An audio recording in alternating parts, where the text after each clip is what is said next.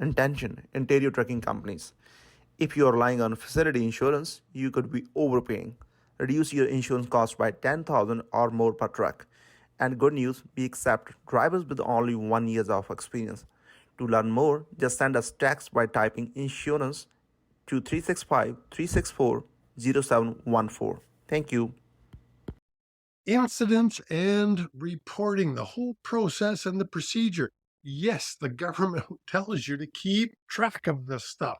So you need to be investigating all collisions, all near misses, all equipment damage, and all cargo damages. You've got to track all this stuff. You've got to investigate it so that you can try to prevent the next one.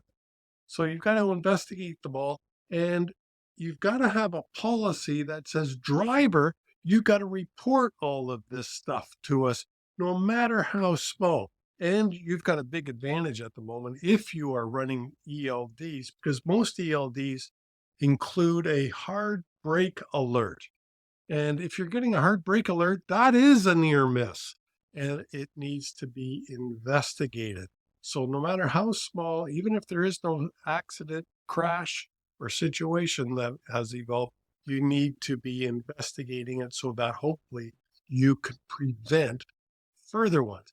Also, you need a company policy. Yes, you're going to hear this throughout the training, that you need a policy manual for your drivers. And one of the policies that you do need is a collision policy, and it should state what the driver needs to do at the scene.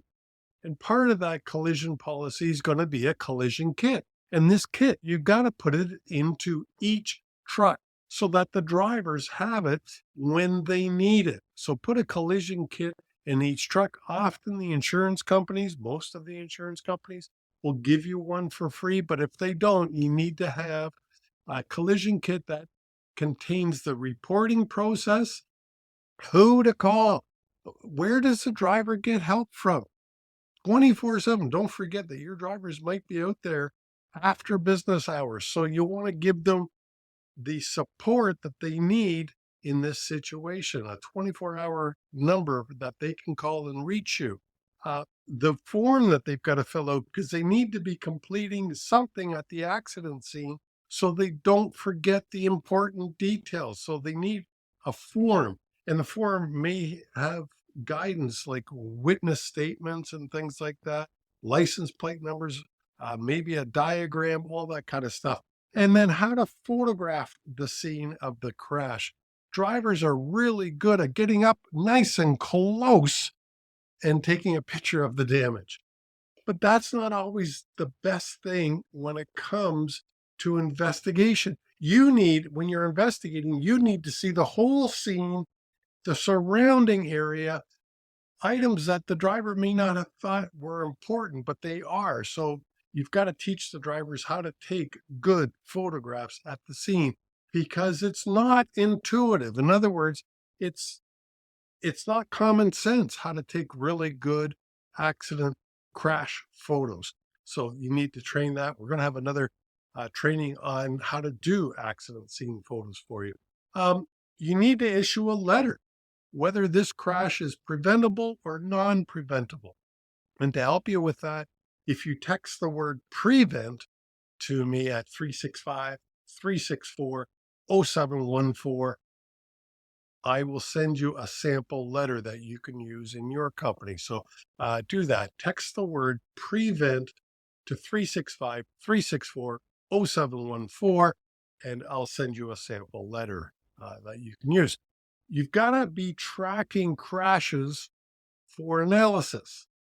So how do you do that? Well, you got to track things like day of the week, time of the day, hours of service. How many hours was the driver driving at the time of the crash? The driver's age, the driver's experience, the location.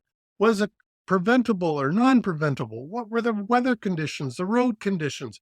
What month was it? What was the road type? Meaning, was it a rural road? Was it a highway? Was it a 4-lane highway, 16-lane highway, etc.? The vehicle type, if you've got more than one type of vehicle in your company, whether dangerous goods were released, the collision type, was it a rear end? Was it a lane change? etc. The control device, was it a stop sign? Yield, was there no control device? The speed limit in the area of the crash, the length of service of the driver. There is all kinds of stuff that you should be tracking. The driver's experience. Did the driver get a ticket? The activity the driver was performing. Had they just left the scene, or were they loading the truck when the accident happened? Were they unloading, etc.? What terminal? If you've got more than one terminal, what terminal is it, and which dispatcher was involved? And what's the radius around either the pickup or the delivery site? Often crashes happen very close to pickups and deliveries. You'd be surprised. And what is the overall cost of the crash? And the driver status, meaning was the driver an employee, an owner operator, a driver for an owner operator, or were they a misclassified driver such as Driver Inc.? You need a spreadsheet. So create yourself a spreadsheet so you can track all that information. And that's very quickly the basis, the beginnings of incident reporting, the process and the procedures. And don't forget, if you want that sample letter about preventability that you need to be issuing to all your drivers, text the word prevent to 365-364-0714, and I'll make sure I take care of you. That is this episode of the CVOR and the National Safety Code podcast. My name, your host, is Chris Harris, Safety Dog.